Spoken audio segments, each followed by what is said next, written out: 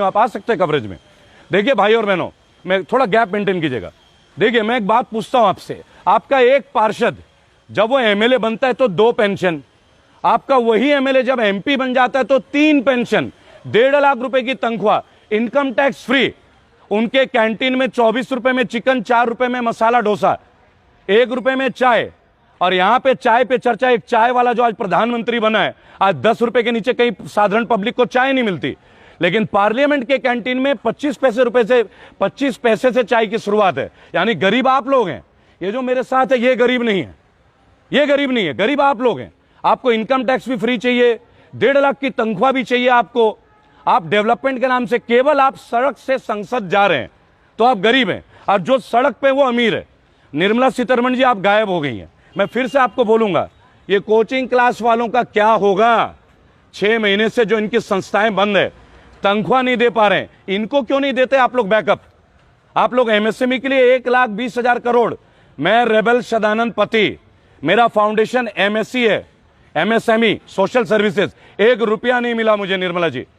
मैंने इसीलिए खुलवाया लॉकडाउन में, ताकि आप लोगों को ना नंगा करूं, आप लोगों का पर्दाफाश करूं, और मैं लग रहा हूं। और कितनी बार आप मुझे गिरफ्तार करोगे? 19 बार हो चुका हूं 3 महीने में, 20वीं बार शायद अब होने वाला हूं थोड़ी देर में, लेकिन नहीं डालूंगा मास्क। मास्क तब पहनूंगा जब आप मुझे साबित करो कि कोरोना इस मास्क से रुकता है या नहीं रुकता है।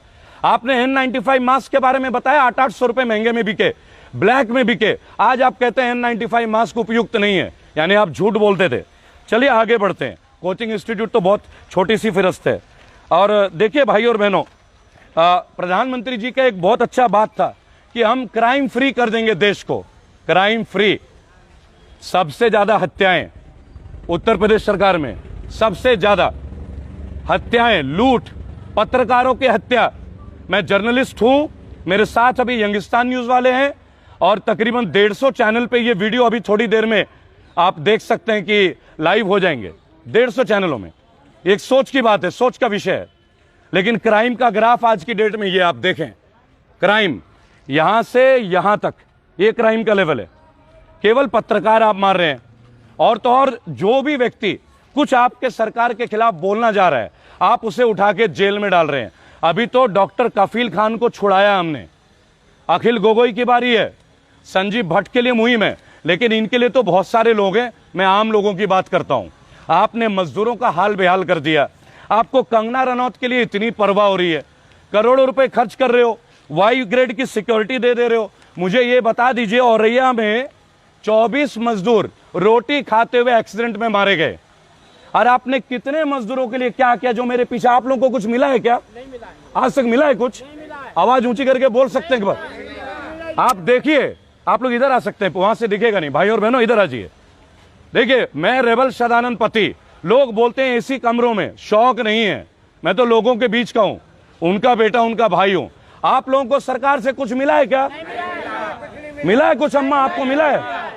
और निर्मला जी, आप 1,20,000 करोड़ बांट रहे हैं इस सौंदर्यीकरण के लिए। ये चांदनी चौक के सौंदर्यीकरण के लिए आपने करोड़ों अरबों रुपए खर्च करने का सेंट्रल गवर्नमेंट ने, स्टेट गवर्नमेंट ने अपना ढांचा दे दिया। और यहां जो 5,000 लोग अपनी जीविका चलाते थे, उनके बारे में आपने कुछ सोचा है क्या?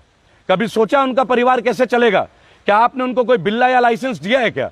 2 साल तक जो यहां पटरी नहीं लगा सकते, उनके घर में 1,000 रुपए का भी फंड मिला है क्या आप लोगों को? ये हाल है आपका, ये हाल है। मजदूरों का हाल आपने बेहाल कर दिया। आपके लेबर मिनिस्टर, मजदूरों के लिए तो लेबर मिनिस्टर ही होते हैं ना, नाम जानते हैं आप? आपका लेबर मिनिस्टर मंत्रालय नहीं जानते ना? मैं बताता हूं, संतोष गंगवार अपने कमरे से बाहर नहीं निकलते भाई साहब, और लेबर मिनिस्टर बने बैठे हैं। हम लोग जाते हैं। अभी मैं मथुरा में था, 15 लोगों की डेथ हुई थी नैती अस्पताल में। आप मेरा वीडियो देखिएगा, 6,54,000 का बिल था, 6 के 6 लाख माफ कराया। हाँ, उनके परिवार को पूरे को नहीं बचा पाया, क्योंकि मैं एक डॉक्टर नहीं हूं। आप मेरे वीडियोस देखिए, मेरा पेज रेबल श्रद्धानंद, आप गूगल पे टाइप कीजिए, फेसबुक पे टाइप कीजिए। भाई और बहनों, मेरा व्हाट्सएप नंबर 8800092747, ये मेरा व्हाट्सएप नंबर है, 8800092747। कम से कम 17 से 18,000 SMS 1 घंटे में आते हैं। मेरी लीगल टीम उनके पास जाती है, हम लोगों में होता है। आज मैं आपके बीच चांदनी चौक हूं, कल मैं खुर्जा में रहूंगा, वहां कुछ अत्याचार है, वहां उठ के आपसे बात करूंगा। और कुछ मोदी जी के भाजपा के विशेष भक्त हैं, वो कहते हैं कि लाइव आके क्या होगा। तो मैं चलिए एक बात आपको पूछता हूं, हर चीज की शुरुआत सड़क से होती है। आपके मोदी जी सड़क से उठ के आए थे, पैदाइशी प्राइम मिनिस्टर नहीं थे। वो रेलवे स्टेशन में चाय बेचा करते थे, आज एक चाय वाला रेलवे स्टेशन बेच रहा है। आज एक चाय वाला रेलवे स्टेशन बेच रहा है, सरकारी नौकरी बेच रहा है। भाई और बहनों, मैंने उस दिन एक बात आपसे शेयर किया था, अगर आपको याद हो तो ठीक है, नहीं हो तो मैं आपको याद दिला दूंगा, अभी याद दिला दूंगा। एक देखिए, एक स्टैटिस्टिक ग्राफ था, जिस ग्राफ में ये बोला गया है कि कौन सी प्रधानमंत्री के काल में कितने कंपनी बिके हैं। तो आपको बता दूं, सबसे ज्यादा सरकारी कंपनी, मैं यहां कांग्रेस के लिए नहीं बोलता, पहले बता दूं, क्योंकि मैंने जीवन में 2 ही बार वोट दिए हैं, एक 2014, एक बार 2019। 2014 भावनाओं में दी थी, 2019 मजबूरी में, 2024 में मजबूरी नहीं होगी। ये सरकार उखाड़ फेंकेंगे, ये सरकार उखाड़ फेंकेंगे। 1 लाख लोगों को लेके सोशल डिस्टेंसिंग के साथ नवरात्रों में आपका बेटा बागी श्रद्धानंद ऑन रोड पे एम्प्लॉयमेंट के ऊपर हम रैली निकाल रहे हैं। 1 लाख युवा 10-10 गज की दूरी रख के आपको ह्यूमन चेन बना के दिखाएंगे। हम गालियां नहीं देंगे, हम अपशब्दों का इस्तेमाल नहीं करेंगे, ये हमारे संस्कार नहीं। भाई और बहनों, जवाहरलाल नेहरू ने 33 सरकारी कंपनी लगाई थी और लगभग 16 साल इनका प्राइम मिनिस्टरशिप का दौरा था, एक भी कंपनी बिकी नहीं। लाल बहादुर शास्त्री 5 कंपनी बिकी, एक भी नहीं।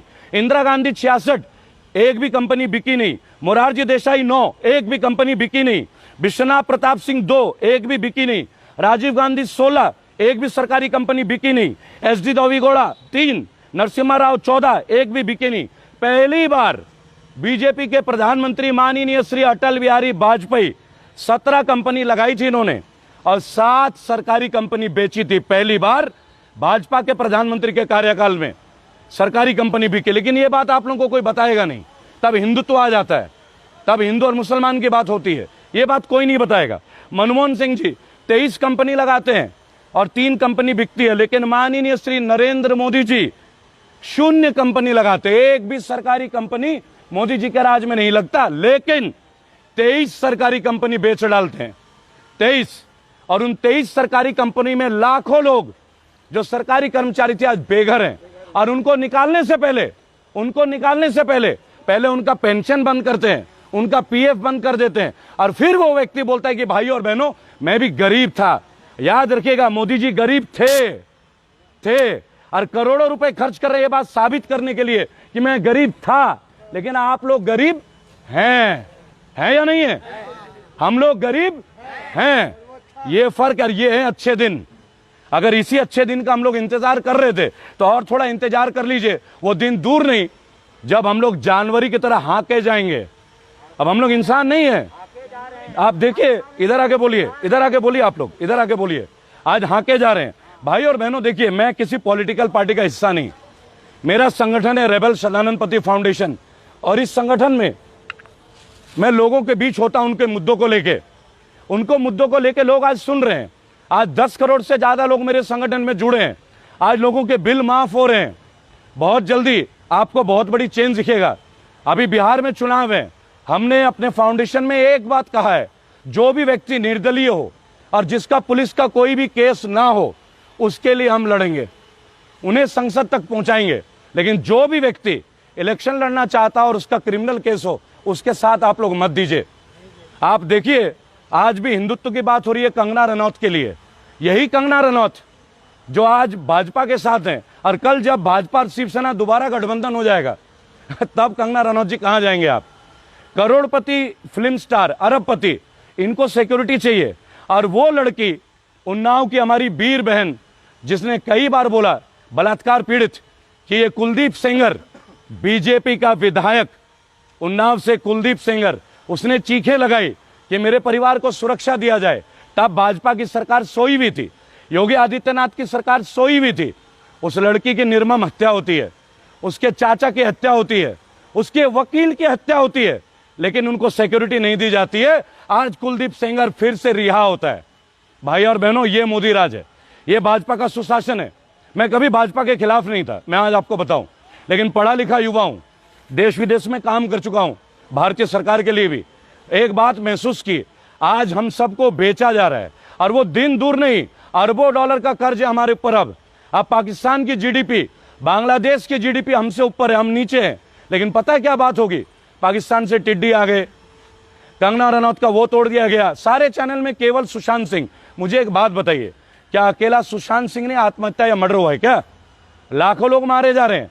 वो मजदूर जो सड़क पे मरते हैं उनका दर्द नहीं होता क्या? ये प्रधानमंत्री तो मजदूर थे, ये मजदूर को कैसे भूल गए? भाजपा के सारे लोग भूल गए। और तो और आज की डेट में मैं केजरीवाल जी से एक शिकायत है मुझे, चांदनी चौक में 5,000 लोग 2 साल से यहां काम नहीं कर पा रहे हैं। उनके बारे में आपने क्या सोचा है? भाई और बहनों, मेरा चैनल रेबल सदानंद पति, इस वीडियो को शेयर कीजिएगा।